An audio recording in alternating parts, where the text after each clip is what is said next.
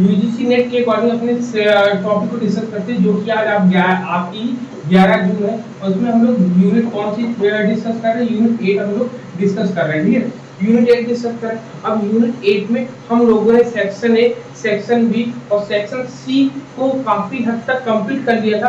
आज जो हम पढ़ने वाले हैं सेक्शन सी में डी एंड एम। ठीक है, D and M, M I S model है आपका, D and M I S successive model. ठीक है, क्या है आपका सक्सेसिव मॉडल।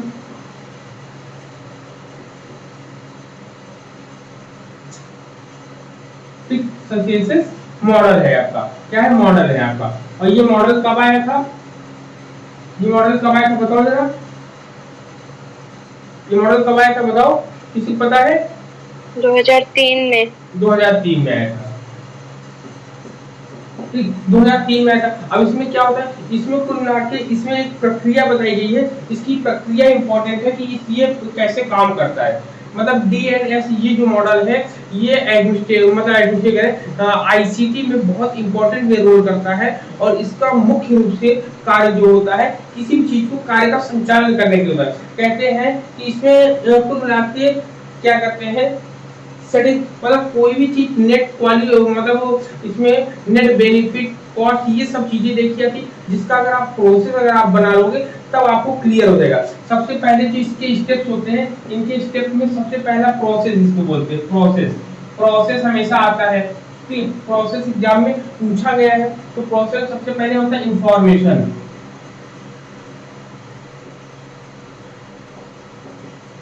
ठीक, पहला इंफॉर्मेशन क्वालिटी होती है। ठीक, इंफॉर्मेशन क्वालिटी होती है। दूसरा नंबर 1, नंबर 2 की अगर हम बात करेंगे तो नंबर 2 में आपको क्या आएगा, नंबर 2 में सिस्टम क्वालिटी आएगी आपकी, क्या आएगी, सिस्टम क्वालिटी नंबर 2 में। लिखिए सिस्टम क्वालिटी आएगी। नंबर 3 पे जो आपका आता है, नंबर 3 पे आता है आपका सर्विस क्वालिटी। कुल मिला के सर्विस क्वालिटी। ठीक, सर्विस क्वालिटी। नंबर 4 पे हम लोग बात करेंगे, नंबर 4 पे आपका क्या आएगा, यूजर सेटिस्फैक्शन। User satisfaction. हाँ, सेटिस्फैक्शन, सेटिस्फैक्शन। User satisfaction. और नंबर 5 पे क्या है आपका, नंबर 5 पे आपका आता है नेट बेनिफिट। क्या होता है, नेट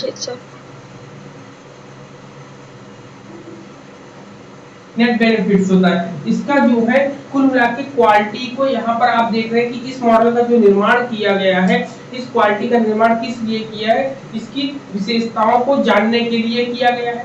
किसकी, कि जब हम कभी कोई काम करते हैं तो काम करते समय जो भी आपको सबसे पहले इंफॉर्मेशन में क्या गुणवत्ता है, इंफॉर्मेशन की क्वालिटी के बारे में यहाँ पूछता है कि इंफॉर्मेशन की क्वालिटी क्या होती है। ठीक, और फिर इसके बाद जब क्वालिटी इसकी गुणवत्ता से संबंधित इसकी मतलब की इंफॉर्मेशन सूचना से संबंधित इनकी गुणवत्ता के बारे में जान लेते हैं। फिर इसके बाद आपका क्या आता है, सिस्टम क्वालिटी। सिस्टम क्वालिटी का मतलब होता है कि आपके जो प्रणाली है, जो भी कार्य चल रहा है, उस कार्य में कितना अच्छा वर्क हो रहा है, उससे उस वर्क से रिलेटेड यहाँ पर डिस्कस करते हैं। ठीक है, अगर इसको हम कहें कि इसका हम प्रयोग क्यों करते हैं, तो आप कह सकते हो इसका प्रयोग हम ई लर्निंग, क्या है, ई लर्निंग की क्वालिटी को चेक करने के लिए इसका प्रयोग करते हैं।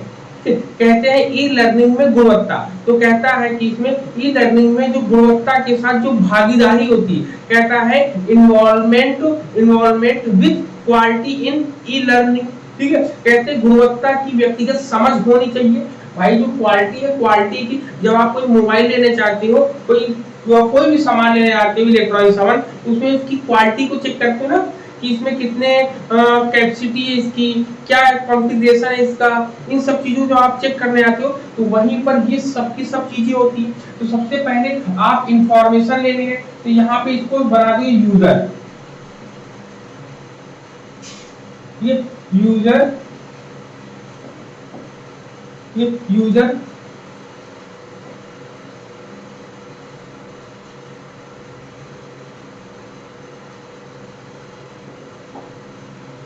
यहाँ पे यूजर सेटिस्फेक्शन, तो सबसे पहले जो यूजर होगा, जो जैसे मान लो हम और आप गए, सबसे पहले हम उसकी इंफॉर्मेशन क्वालिटी को चेक करेंगे, फिर उसके बाद हम क्या करेंगे, उसके सिस्टम क्वालिटी को हम चेक करेंगे, कैमरा वगैरह सब कुछ सही है कि नहीं है, फिर उसके बाद उसकी सर्विस क्वालिटी देखेंगे, भाई उसकी सर्विस कैसी, अच्छी है कि नहीं अच्छी है। तो यूजर जो है इन तीनों से सेटिस्फेक्शन, अगर सेटिस्फेक्शन मिल जाता है तब वो क्या होता है, बेनिफिट को देखता है, अपना नेट बेनिफिट।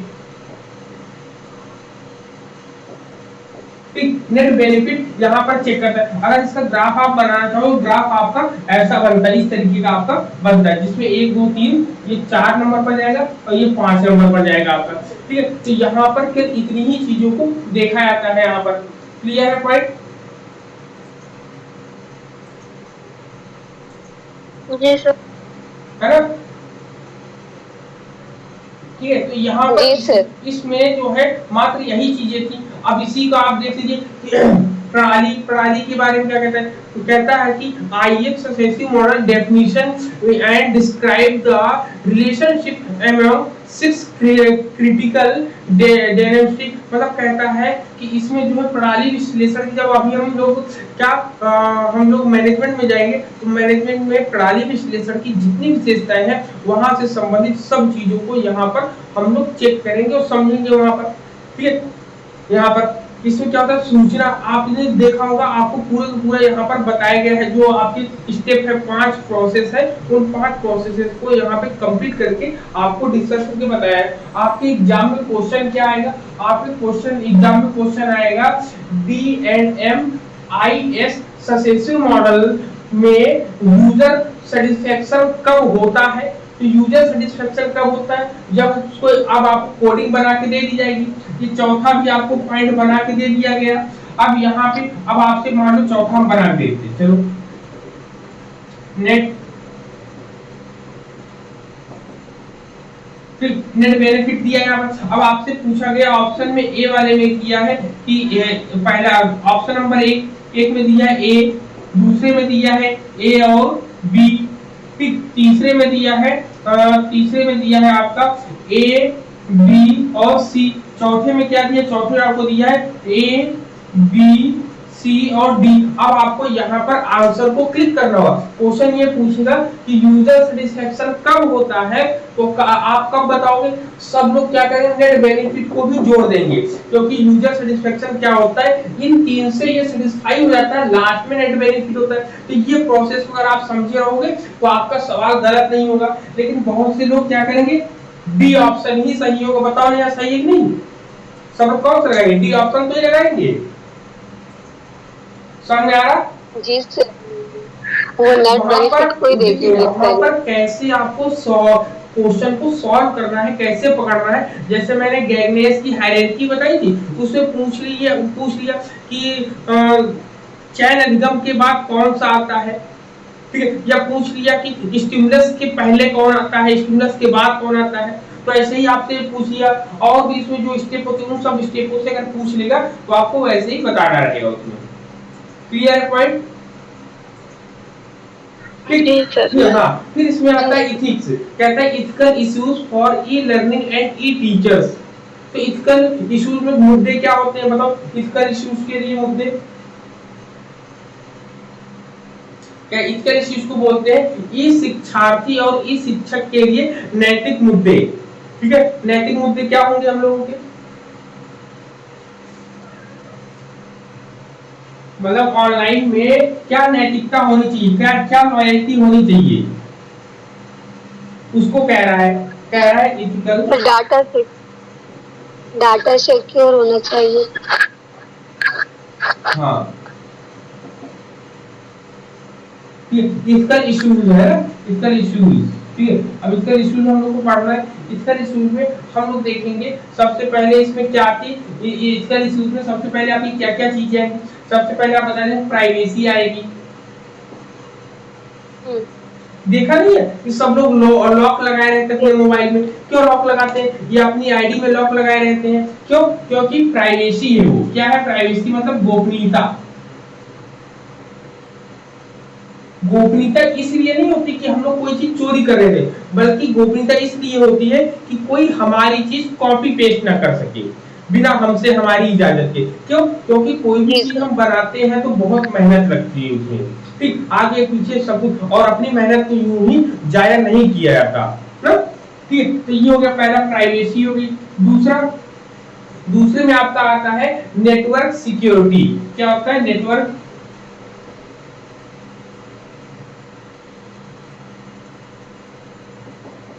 नेटवर्क सिक्योरिटी का मतलब क्या होता है? जैसे आप नेट का एग्जाम देने जा रहे हो, वहां पर सर्वर ही ठप हो गया। क्यों? क्योंकि जहां पर वो चल रहा है उसके आसपास जो कंपनियां के और भी आसपास जो लोग थे, सब लोग उसका पासवर्ड जान गए, सब कुछ जान गए, तो उसके बारे में वो लोग उसका दोहन या उसका यूज करने लगे। जब नेट का एग्जाम हो रहा है उस समय वो नहीं चला पा रहा है, तो ये नेटवर्क इश्यूज हो जाते हैं यहाँ पर। फिर नेटवर्क इश्यूज हो जाते हैं। फिर इसके आ जाता है number 3, copyright.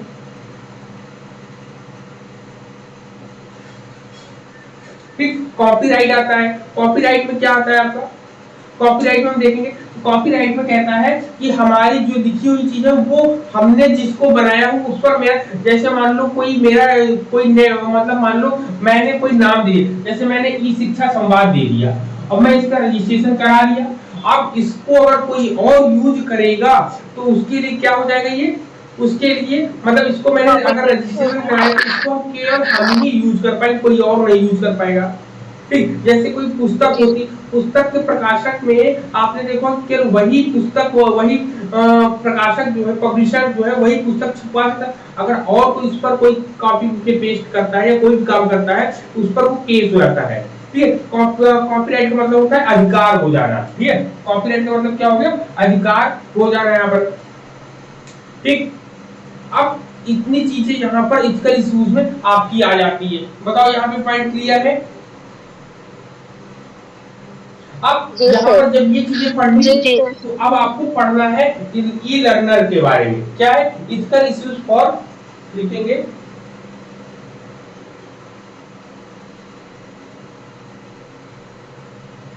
Ethical issues for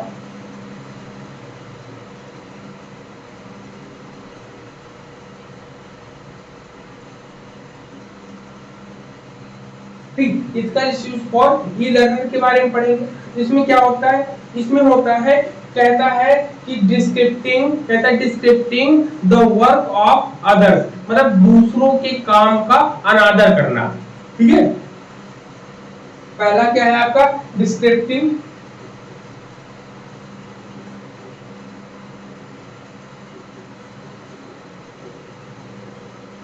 डिस्क्रिप्टिंग डिस्क्रिप्टिंग नहीं होगा, अनादर का मतलब होगा डिसरिस्पेक्टिंग।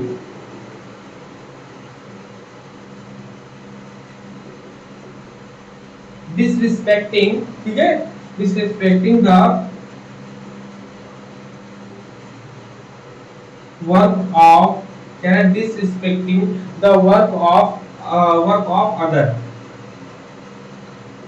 ठीक, अदर आता है आपका, कहता है दूसरों के काम का अनादर करना होता है। ई लर्निंग में क्या होता है? हमेशा हम अपने कंटेंट को बेहतर बनाते हैं और लोगों से। ठीक है, फिर दूसरा पॉइंट क्या होता है? दूसरे पॉइंट में कहता है कि क्या मतलब ये सब समस्याएं बनती है, क्या बनती है कि हम ई लर्निंग में ई लर्नर जो होते हैं वो अपने कंटेंट को, जो अपना जो पढ़ते हैं वो उनको जो अच्छा लगेगा वही करते हैं। दूसरों का अनादर मतलब कि ढेर सारे मार्केट में आपके मैटर्स मिलेंगे, लेकिन जो मैटर उनको भाएगा वही करें, बाकी सबको वो अनादर करेंगे और बाकी सबको डिसरिस्पेक्ट में डाल देंगे। फिर आता है मिस, फिर नेक्स्ट आता है misuse of data. Misuse of data आएगा आपका। डाटा का बहुत बुरी तरीके से लर्नर जो है प्रयोग करते हैं। ठीक है, डाटा का दुरुपयोग किया जाता है। क्या करते हैं? डाटा का दुरुपयोग, डाटा का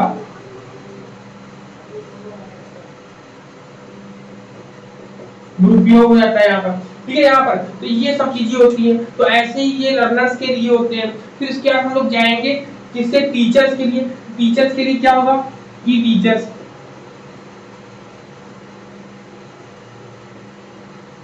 ठीक है, ethical issues for E teachers के बारे में हम जाएंगे। ई टीचर्स में क्या आएगा? इसमें कहता है इलेक्ट्रॉनिक संसाधनों का अवैध उपयोग। ठीक है। तो कहता है illegal use of electronic resource, illegal, ठीक है, इलीगल यूज ऑफ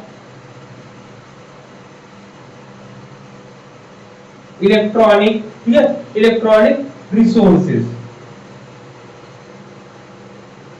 ठीक है, इलेक्ट्रॉनिक रिसोर्सेज की बात कर रहा है।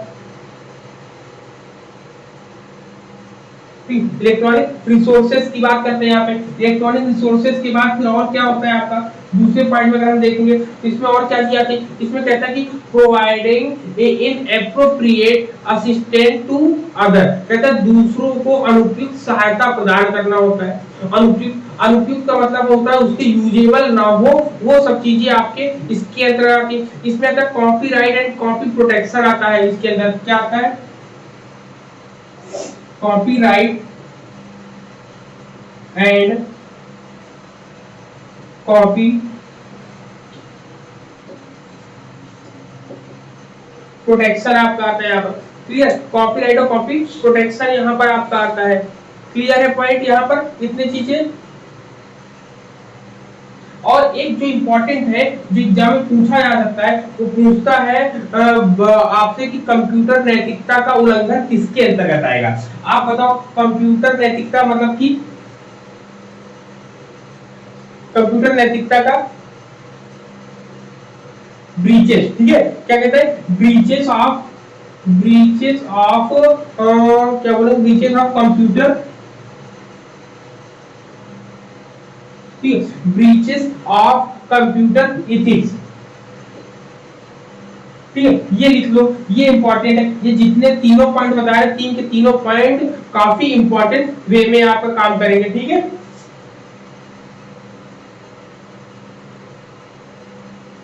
लिख लिया, लिखो जी सर। हिंदी में क्या लिखेंगे, कंप्यूटर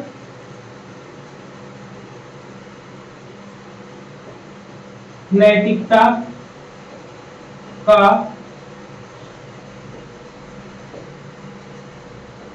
कंप्यूटर नैतिकता का उल्लंघन, ठीक, कंप्यूटर नैतिकता का उल्लंघन आपका आएगा।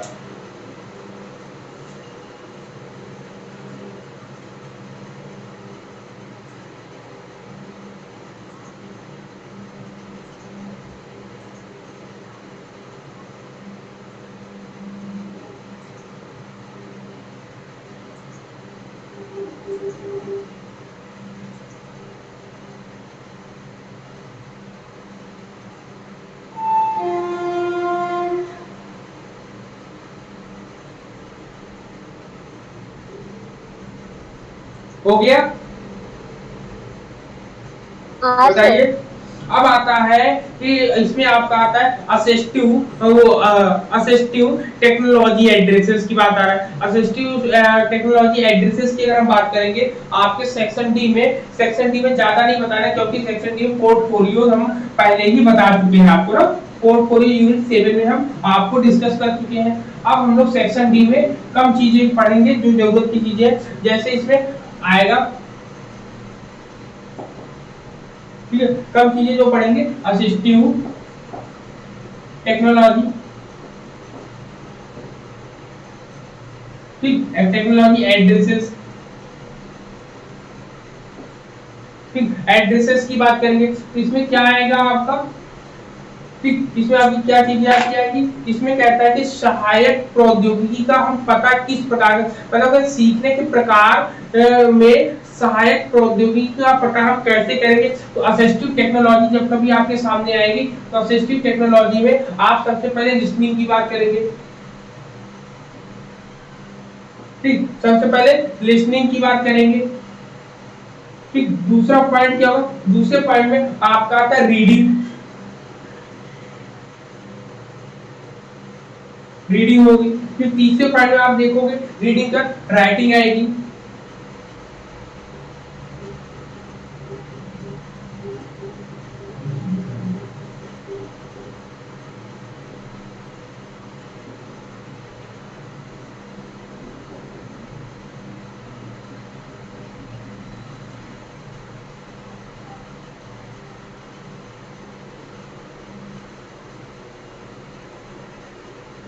टेक्नोलॉजी, असिस्टिव टेक्नोलॉजी एड्रेसेस,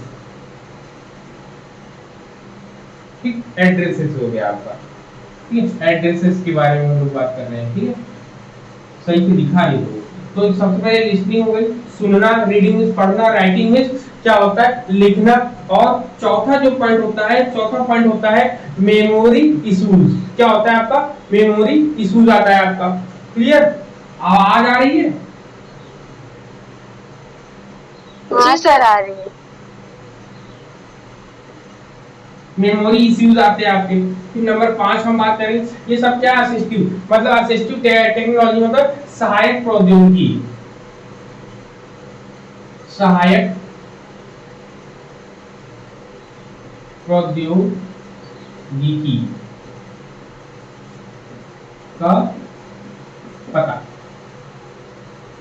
पता करने के जो प्रकार है सहायक प्रौद्योगिकी, उसमें है मेमोरी इश्यूज होता है और आपका, और उसमें मैथमेटिक्स होते हैं।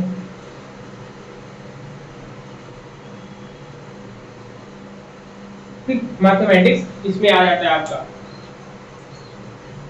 अगर इसमें कहा जाए आपसे असिस्टिव टेक्नोलॉजी के एग्जांपल्स क्या होंगे, तो एग्जांपल्स इसके क्या होंगे, असिस्टिव टेक्नोलॉजी के एग्जांपल्स अगर आपसे पूछे जाए तो एग्जांपल्स क्या बताओगे?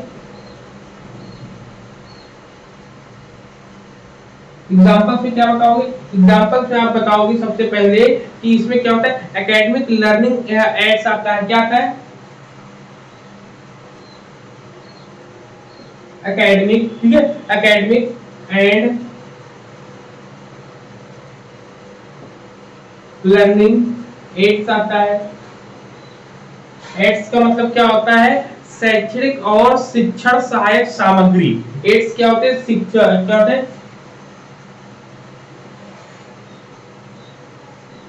शैक्षणिक एवं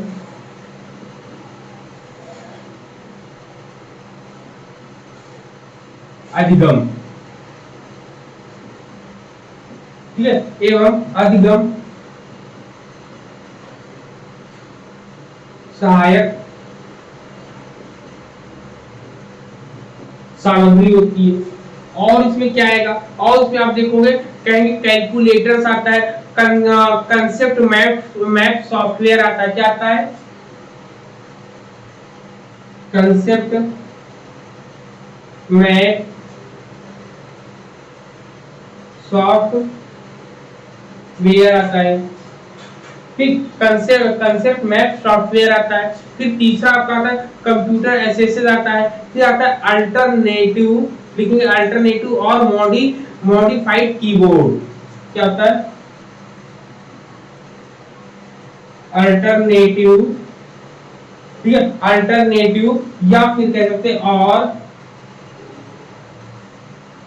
ये क्या होता है, मॉडिफाइड कीबोर्ड। कीबोर्ड की बात करते हैं ना, कीबोर्ड कहते हैं वैकल्पिक या संशोधित कीबोर्ड। क्या बोलेंगे?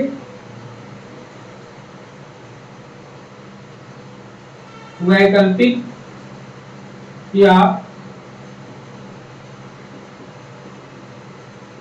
संशोधित, ठीक है, संशोधित आपका कीबोर्ड आएगा, ठीक है, कीबोर्ड चाहिए आपको। क्लियर है यहां तक पॉइंट सबको? बताओ,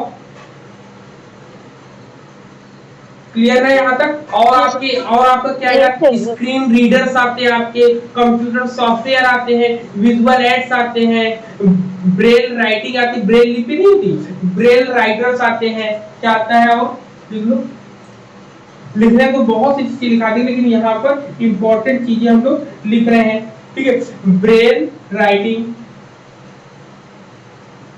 ठीक, ब्रेल राइटर लिख लेंगे हम, ठीक, ये हो गया। तो ये आपके क्या है, इसके एग्जांपल है, असिस्टिव टेक्नोलॉजी के एग्जांपल्स यहाँ पर हम लोगों ने सेट किए हैं यहाँ पर। अब असिस्टिव टेक्नोलॉजी में ई लर्निंग कैसे आएगा बताओ? इसमें हम देखेंगे, अगर यहाँ पर कहा जाए ई लर्निंग में क्या होगा, ई लर्निंग में असिस्टिव टेक्नोलॉजी की क्या भूमिका है, क्या प्रयोग है, तो कहते हैं कंप्यूटराइज्ड डिवाइसेस हो। क्या होगा सबसे पहले, दिख रहा है इधर, जी सर दिख रहा है। अगर इसमें ई लर्निंग की बात करें, ये आपका क्या था, एड्रेसेस लिखेंगे।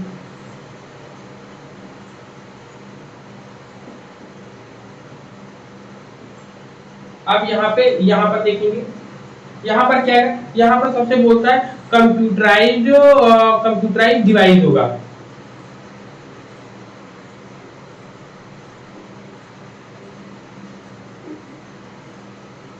डिवाइस, ठीक, कंप्यूटराइज्ड डिवाइस होता है इसमें। और क्या होता है इसमें, कंप्यूटर बेस्ड इंस्ट्रक्शंस होते हैं। क्या होता है, कंप्यूटर बेस्ड सिस्टम होता है, ठीक है, सॉरी सिस्टम कह रहे, instruction, instruction computer based instruction होता है। नंबर 3, 3 नंबर में हम कहेंगे सॉफ्टवेयर फंक्शंस आते हैं इसमें।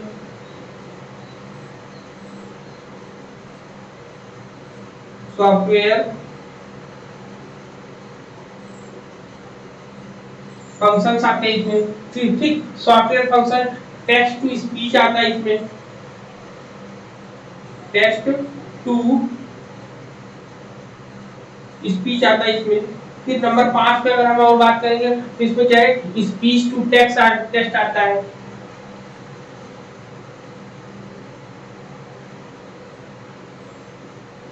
टेक्स्ट आता है। और अगर हम बात करना चाहेंगे तो और लिख दें, फिर हम लोग audio recording, MP3 players, calculators, ये सब रखते हैं। रिकॉर्डिंग, रिकॉर्डर हो सकता है, MP3 हो सकता है, वीडियो हो सकता है, ठीक, कैलकुलेटर होता है,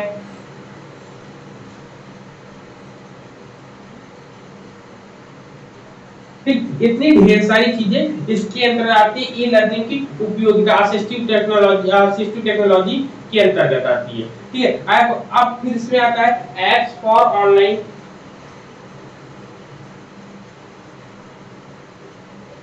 ठीक है, और इसमें आपके इसके आता है ऑनलाइन असिस्टिव टेक्नोलॉजी, मैंने बता दी, ठीक है, जिसमें online survey tools and test generator, concept of development, offline assessment, ये सब चीजें आपको कंप्लीट होगी ना इसमें। जैसे आपके मोबाइल्स होते हैं, मोबाइल्स के ऐप में टॉकिंग डिक्शनरी, सॉफ्टवेयर और सब चीजें इसमें इंक्लूड होती है आपकी पहले से ही ना।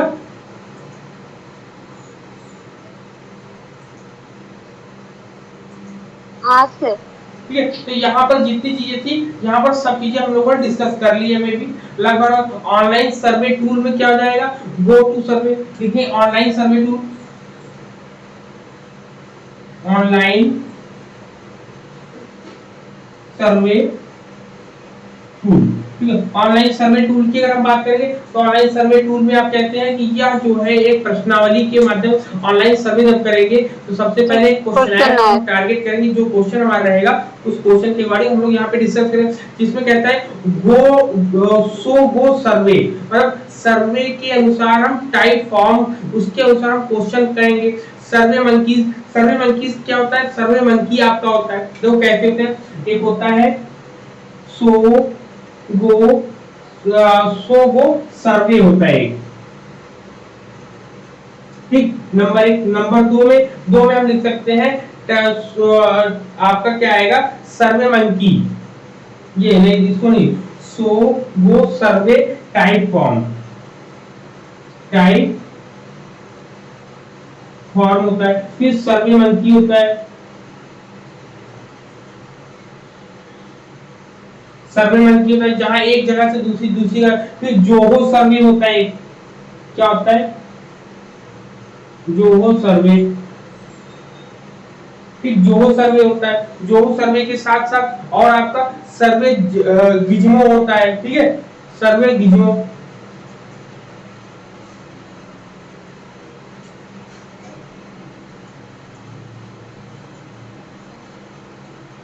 ठीक, इतनी चीजें यहाँ पर होती है आपकी सर्वे से रिलेटेड आपकी।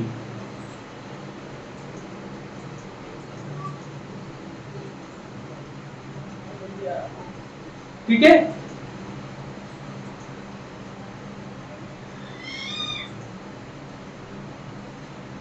तो यहाँ पर आपका सेक्शन ये खत्म होता है और हम शाम को यूनिट 9 से रिलेटेड चीजों को डिस्कस करेंगे। यूनिट 9 में भी आपका एजुकेशन मैनेजमेंट एंड एडमिनिस्ट्रेशन है आपका, इसमें बहुत इंपॉर्टेंट जैसे पोस्ट कॉर ये जरूर, हाँ बताए, इसमें जो पोस्ट कॉर है वो जरूर आता है, सीपीएम आता है, पर्ट आता है, ये सब जरूर आता है ना। चलो हाँ बताइए क्या है सर। ये पोर्टफोलियोज क्या होते हैं? ई पोर्टफोलियोज, ई पोर्टफोलियो, जैसे पोर्टफोलियो मैंने पिछली क्लास में क्या बताया कि पोर्टफोलियो क्या होता है, पहले ये तो जानो कि पोर्टफोलियो में एक ग्राफ के थ्रू जो हम जो भी एकेडमिक जो चीजें होती है उसको हम एक रिकॉर्ड ऑन रिकॉर्ड रखते हैं। जैसे हम ऑफलाइन रखते थे रिकॉर्ड, उसको हम ऑनलाइन कंप्यूटर की सहायता से कंप्यूटर में फाइल्स बना के हम उसको सेव रखेंगे। किसी का परफॉर्मेंस है, किसी की हर चीज है पोर्टफोलियो, उसका हम प्रयोग करते हैं। पोर्टफोलियो में क्या होता है, एक आकलन सारणी होती है जिसमें हम किसी का इवैल्यूएशन करते हैं, ठीक है, कि वो कैसा परफॉर्म कर रहा है आपका। मतलब कुल मिला के जैसे आप अपना पोर्टफोलियो खुद बना सकते हो। पोर्टफोलियो का मतलब होता होगा आप उसमें किसमें देख सकते हैं सबसे ज्यादा, शेयर मार्केट में। शेयर मार्केट में देखते हो कि पोर्टफोलियोज बनता है, वहां पर कभी ऐसे रहता है एक ये फिर एक ये ऐसे बना था, फिर जाके नीचे। तो पोर्टफोलियो क्या होता है, कभी उसका इसकी परफॉर्मेंस देखते अच्छी है, फिर और अच्छी है और अच्छी, अरे अब मार्केट गिर गया एकदम। तो ये पोर्टफोलियो होती है जो हमें किसी की कंडीशन को बताने का काम करती है। अब ये हम लोग ऑफलाइन रजिस्टर तैयार करते थे, अब ऑनलाइन क्या हो, सिस्टम में ही सब पूरा का पूरा आप उसका पूरा रिकॉर्ड बनाते हो, ठीक है, तो वो आपका ई पोर्टफोलियो हो जाता है। क्लियर है पॉइंट? जी सर। ठीक, चलिए तो हम लोग शाम को मिलेंगे, शाम को हम लोग यूनिट 9 को डिस्कस करेंगे, ठीक है। चलिए चलिए, तब तक के लिए सभी को सबका दिन शुभ हो, सभी को जय हिंद।